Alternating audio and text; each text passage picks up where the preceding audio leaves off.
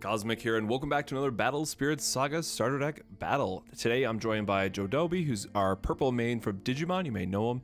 Once again, playing the purple starter here. Shocker, I know. And I'm going to be playing the white starter deck on the right. So these are both going to be modified, but it's really just meant to be a starter deck versus starter deck gameplay video just to show off the game and have some high-level interactions about what each color wants to be doing. So something to keep in mind here is this will change greatly once we get full spoilers for the first set, but we did get to play all three games in just under 50 minutes, which would be the slowest that these decks are going to be because we are just using starter decks.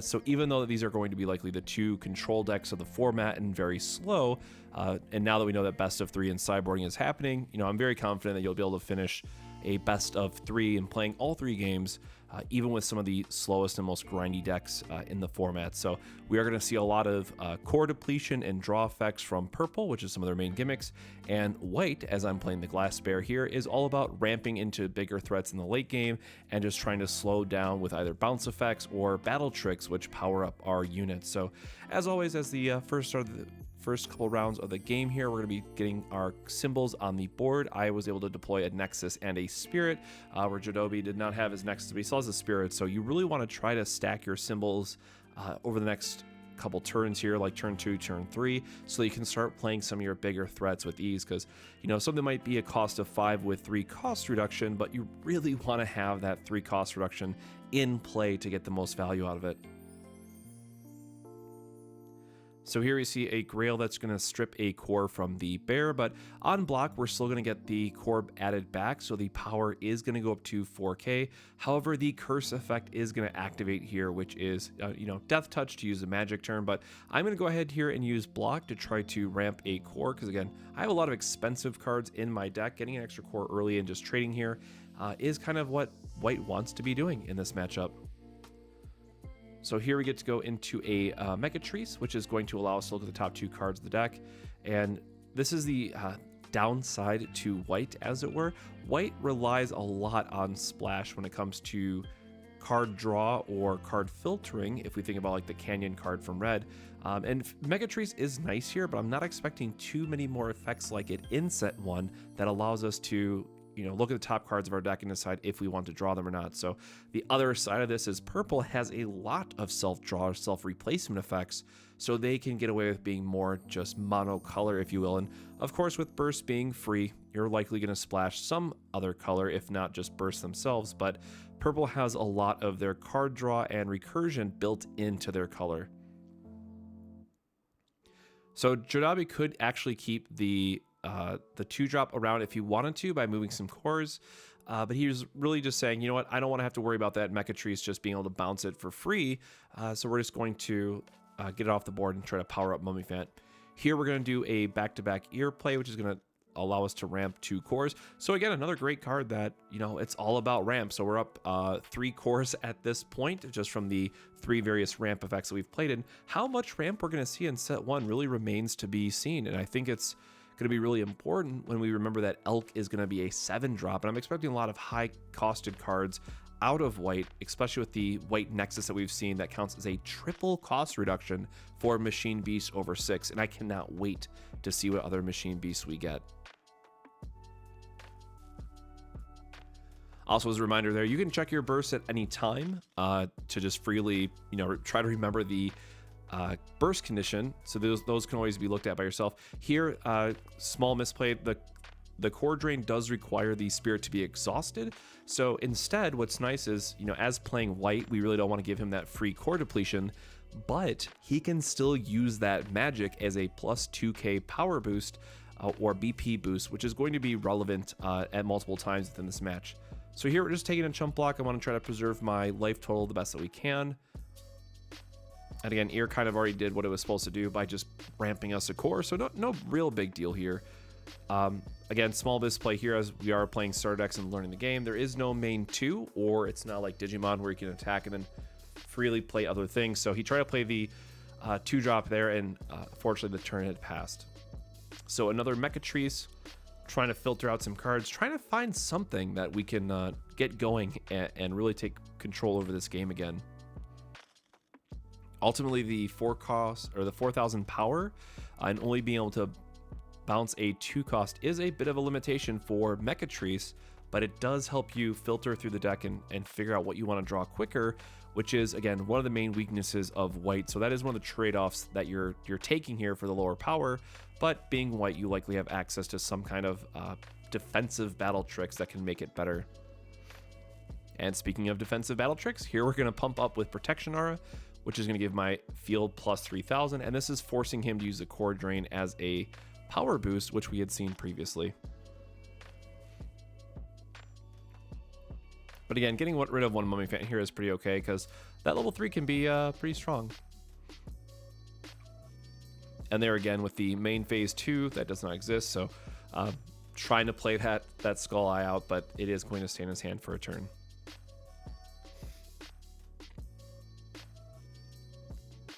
And here we finally get to place our Elk on the board. So this is basically the white starter deck's main win condition, because you're not great at attacking. You are playing a very defensive deck, and there are going to be some times where if enough battle tricks, you'll just eventually be able to swing for game. But really, the core game plan is either vanilla beatdown with one of the other Nexuses that's in the white starter deck, or sticking this Elk, praying it doesn't get depleted by a Dark King Snake Pinocchles, and slowly burning out your opponent's life. However, well, that's exactly what he had access to. So the on summon is going to strip all the cores down to 1, and then we're going to move some cores around here to bump it to a level 2, which is going to delete that last core. Holy Elixir here is an absolute MVP, which is going to allow us to ramp 2 cores, which, against something like yellow is going to be very strong with all their on summon effects. But here we're just forced to lose our last core on our Spirit, goes to the trash, which is an important difference there from the on summon effect, and now suddenly we are quite behind and quite worried. So Dark King Snake has a very strong on summon and on attack combination. However, it is expensive and it is quite weak as a card with only 7,000, if I remember correctly, on its top end. So it has a very hard time attacking against a lot of pretty much every deck that's not yellow, actually. But again, with being a unit that kills something on enter and attack, if it lives more than 1 turn, you're happy. It just killing something is all you want to do. So here we're just kind of playing out our hand. Again, the biggest drawback to white here is that, well, we don't have any kind of draw power, any other way to filter through our deck and try to find Elk number 2 and number 3, which also brings a good point back to sideboarding. So with sideboards, you might be playing 3 Elk main and 1 in your sideboard, and in this matchup in particular, it could very well be right to side in that last copy of Elk just to make sure that you can stick it on the board. And also, it's a very good card against Curse, because Curse effect does not trigger against Elk based on its protection, specifically on block. So here we have another Dark Knight Florence, which is going to be Curse, and a Skullfly getting powered up to try to go wide and establish board presence. And here we're able to hold off the Dark King Snake because our blocker can go up to 8, which is gonna, freely block him even if he were to strip 1 core, right? We're placing enough cores on it to always keep it at level 3 so that he would have to have multiple things to remove cores or bump up his Spirit's power. But at the same time, we're not in a great position to attack here either. We don't have a power buff. We don't have any kind of, like 10k power just to swing over. We are very limited by having weaker units on the board here with strong on block effects. But if we don't draw something like Buffalong Bill to activate those blockers when attacking, we're kind of just stuck. So yep, we're just ripping another Sea Beast off the top. Going to move some cores around, try to get some stuff to its next threshold of level power. And again, as we talked about in our previous video, the starter deck meta, as it were, these are great gameplay videos just to like show off what each color is going to do. And we're going to do just one more with these starters where I'm going to have red. But ultimately it does come down to this kind of attrition heavy match where it's like, okay, well, these spirits are going to take out one another, and then whoever just goes wide can swing for the game. And that's, kind of what you would expect from all the vanillas that are in the deck and kind of the other limitations that are built in. But as we go forward to set 1 meta, there's going to be a lot more, build options and a lot more power level that's baked into the cards than just the vanillas that we literally are stuck with in those decks. So here he does get the second Dark King Snake to be able to strip out my blocker, which now means, again, they might only be 6Ks, but they're doing enough here. They're able to swing over my board and be quite difficult to interact with. And unfortunately here is another 1-drop, which is not going to do anything for us, so we are just going to scoop it up that we're losing to just the card advantage turn over turn.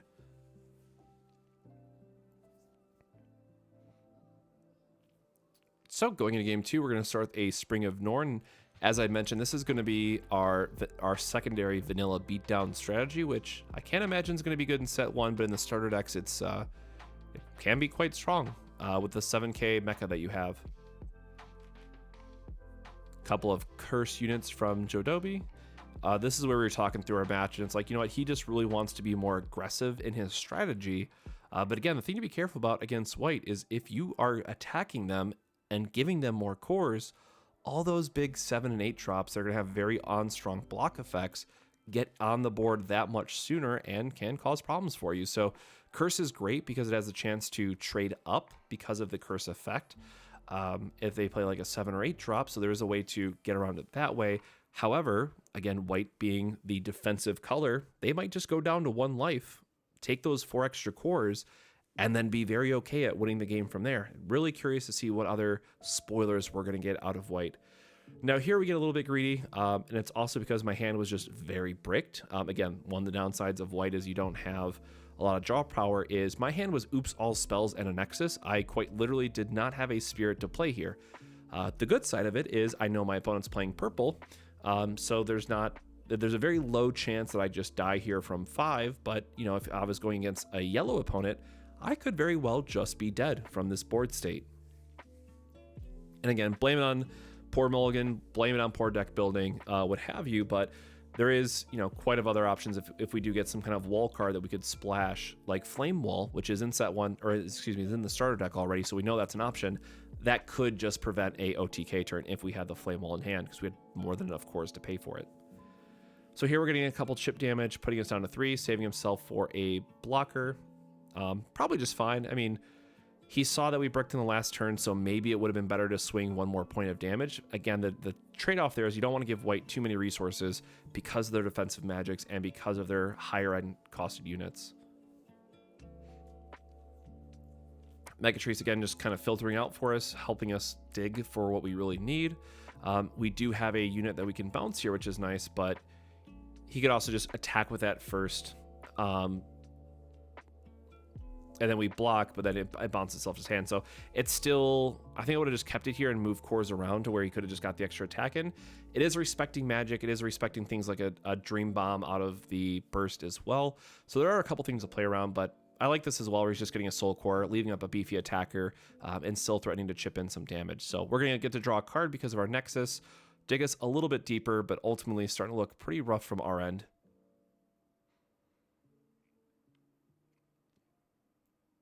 So here we're going to try to do another defensive play again, Protection Aura. That is going to get his unit off the board. So again, this is kind of what he was worried about, is something that's going to allow his threats to stay on the board. Because like the curse damage we take, and we just try to get some of the other ones off the board instead. Glass Bear is a great early game blocker, but here we already have enough cores. We really just want some type of draw spell or anything, which, you know, this is where white would want to splash red, be it for Star Draw, for Star Blessed Draw, or even Canyon might end up being a very good splash for white, where again, purple has a lot of these effects they would want baked into their color. So here we get an Elk, perhaps a little bit of a misplay. I think I was just trying to save myself an extra blocker, but there's also a consideration here. Depending on what was in my burst, because now I forget off, you know, now that I'm doing the voiceover however many days later, but putting the Elk to 2 so we could at least start the burn process if we had a magic that let us recover or bounce, I think really would have been the better play on this regard, because the sooner we can get that life burn going off of Elk, the better it is for us, you know, ending the game sooner. So Elk really probably could have been here at level 2. I think he only had 3 cards in hand, so we were looking pretty good. And then also Elk is just a very good blocker because again, it does shut down Curse. We don't even have to worry about his assassin anymore coming through. Like, sure, draw the card if you want, but we do have a free block here. Interesting though is because I didn't put my cores on the right targets here. we can't actually spend the soul core off the glass bear without it just dying. So we could have just traded the spirit for a card here, but again, worried about what type of battle tricks or what have or extra spirits our opponent might have had.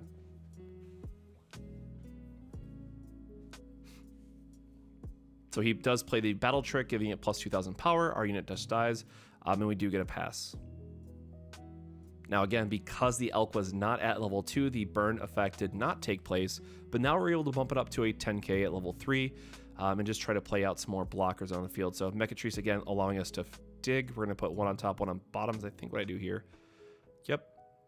And really just trying to look for more defensive spells at this point, because elk should be able to keep us ahead once we are at parity on spirits, and then a quick untap or something allows us to get a couple extra blocks in.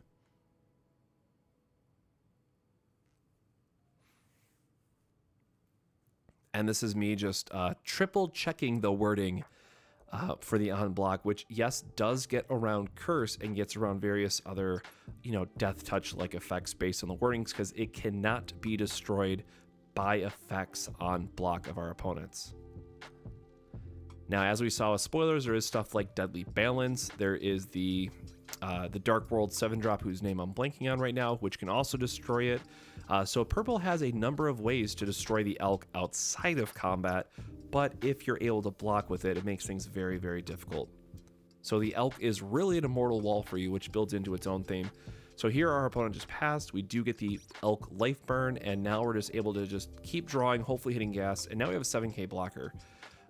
And so at this point, maybe I should have attacked with it because it is 7k, and I believe I had a combat trick in hand. But again, at that point, he could have a core drain or something, which would be just enough to kill it before we would get to untap it with our Spring of Norn that we played very early on in the game. So that's usually one of the combos in the starter deck meta, that you have a 7k. It is just kind of good enough for attacking, but for here, we really are just all in on the elk play, trying to make sure that we can block out the board. I think we had Holy Elixir at this point, so like we get a double block and just go for the life burn approach until the turn where we know we can swing out for game.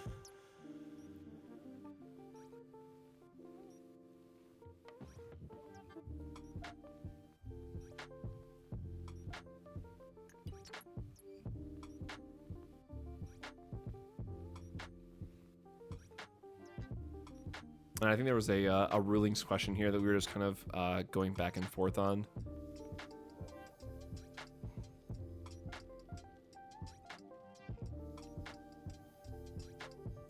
So he is going to attack with the Mummifiend, which again is a bigger body here. And you can see he has a ton of cards in hand. Just the value off of that assassin that he got to keep attacking with is very, very strong. So here we're going to be able to block to get our core up, which does push it to the next level as well, which is really nice. But again, we're just deciding to take the block here, grab the core, and that's going to help pay into our 5 cost that the elk has.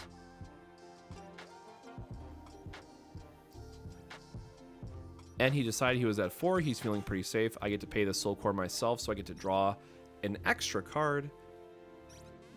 And I'm going to use Holy Elixir to just bring my elk back. It is very beefy, very big, gets around curse, and just block again for free.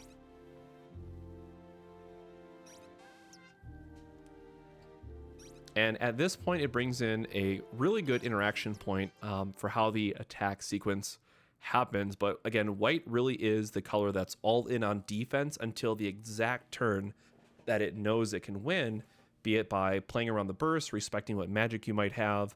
White is all about controlling the pace of the game overall. So here you get to see I get to declare an attack. There is a flash window before blockers are declared, and I actually get to bounce his last spirit. So I was trying to play like around a poison shot here. So if he had it, like he would have to use it here, but we had enough spirits that would just otherwise swing out and end the game.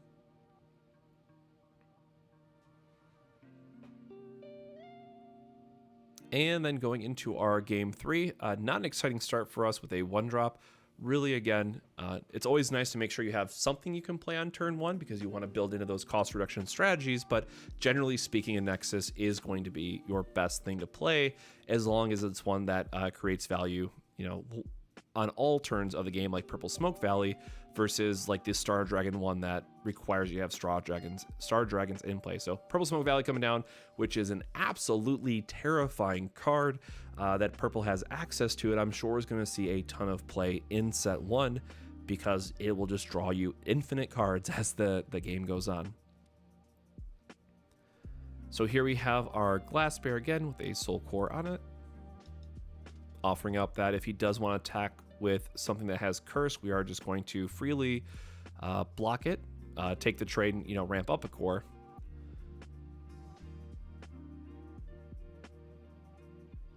But here he does have the Mummy Mura, which, you know, I really thought that it was going to be something he wasn't playing because we didn't see it the other 2 games. So I was like, okay, I can just drop my Glass Bear, feel pretty good here.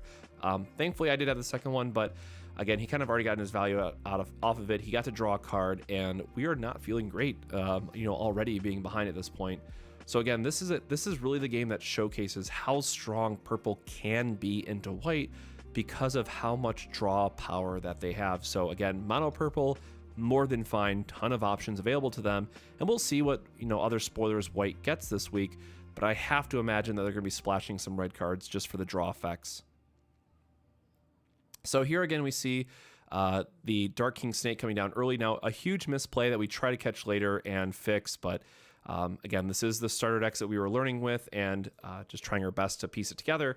So he didn't have the level 2 to kill our Glass Bear here, which means we should have been able to swing out on our next turn and get in some extra damage, which would have then allowed us to win the game on a later turn that you'll see here within this match, which, you know, of course would have played out quite differently with how everything went, but him not getting the Glass Bear off the board there would have been quite relevant for blockers. And again, we do go back and fix it, but again, this is very early gameplay videos, and it's really just meant to showcase how the different decks interact with one another and, you know, what are the special characteristics, if you will, of each starter deck that you can look forward to playing in set 1.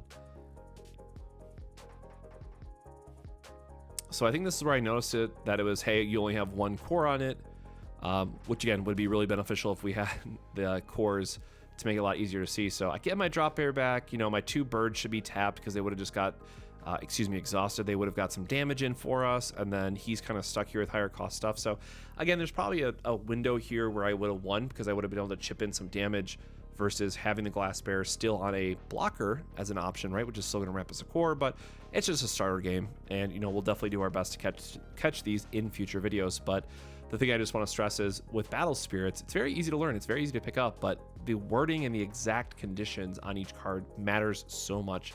So definitely make sure to read your cards more than once. Don't fall prey to the normal card gamer cycle of not reading cards. I know it gets the best of us all some days, but it's really important to make sure you're, especially if you're swapping between decks, because some stuff will be in battle, some things will be during the entire attack phase. There's a lot of nuance to various cards.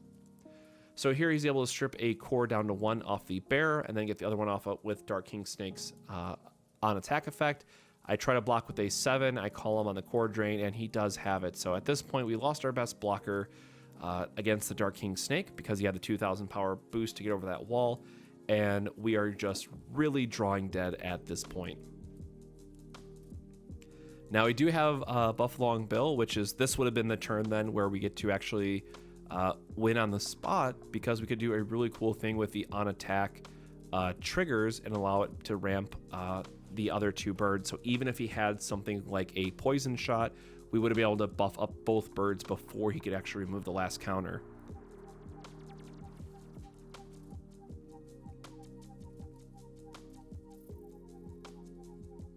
Yep, and here he's just bringing the Purple Smoke Valley back online, which again is going to be very difficult for us because now he's just going to be drawing even more cards. And by this point in the game, I think he was up like 3 or 4 cards, which really, again, just shows the power of that Nexus.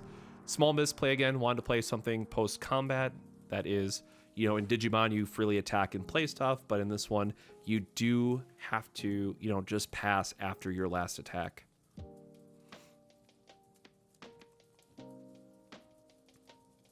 So here again, with the Buffalong Bill, I think this was actually the turn that I was referencing where I should have been able to swing out and win here because the Buffalong Bill is going to or return his last guy back to his hand. And purple, again, does great in combat with having curse.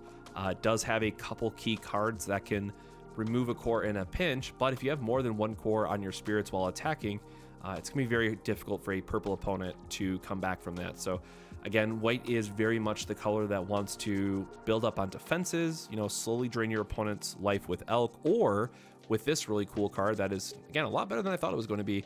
Getting to bounce a 5-drop or less is huge in this game. Getting to bounce their last blocker and then swing out the rest of your lower and costed units can be very, very strong. So here I didn't even bother attacking because I know if I swung out, I would get him down to 1, which wouldn't do anything, and then we're just down the crackback. That's also like a very hard telegraph that we don't have Holy Elixir. We have nothing that can really dig us out of this situation. And this is the point, I think it was like right after this turn or the next one, where I was like, you know what, just show the camera how many cards you have in hand. Because at this point, you know, he's gotten so much value off of the Dark King Snake and the Purple Smoke Valley. And here I'm just reminding him not to throw the game because he's like, oh, I want to attack and remove that core so I can draw a card. But again, you have to pre-commit your blockers for the next turn prior to your attack phase, or he would have just, you know, attacked and then lost on the spot there. Playing another curse unit, which can help him, you know, bash through some higher cost cards if I have any. And now he's just finally attacking with the Dark King Snake. Yep, so we go to our last turn here. You know, we're going to draw a card, basically just drawing blanks. He got rid of our Buffalong Bill. We have a blocker here, which would be normally great. We're going to put up to 5 cores to play around Dark King Snake's ability. But at this point, you can just see the absolute grip that he has of all those various cards. So we have very clearly lost this game. But again, I hope you enjoyed this video. It's really just meant to be a high-level overview of what each deck wants to be doing, some of the different themes located in each. And we will be doing one more starter deck video battle like this one. We're going to feature red, so that we'll have all 4 colors featured on the channel and have at least one gameplay video. But I'm very, very excited to be starting, you know, Battle Spirit Saga Set 1 or History of Dawn meta gameplay videos coming up very, very soon. So please do look forward to that. And if you want to see more gameplay videos, make sure to like and subscribe. And especially if you want to see more voiceover video stuff like this, let me know in the comments. But what deck are you most excited for? See ya.